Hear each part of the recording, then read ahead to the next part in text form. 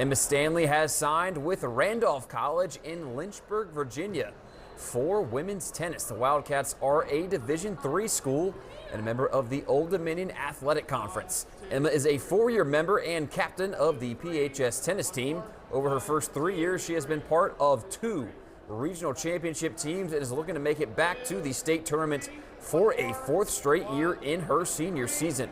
On top of maintaining a 4.15 GPA, Emma is a member of the National Honor Society, the Quill and Scroll Honor Society, Student Council, and the Red Wings drill and dance team. While she had multiple offers, Randolph really stood out to her.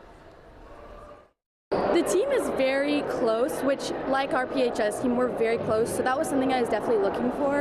And I think the fact that the faculty there really cares about you and what you're doing with your life, it really makes, it's what I need, so I was really excited.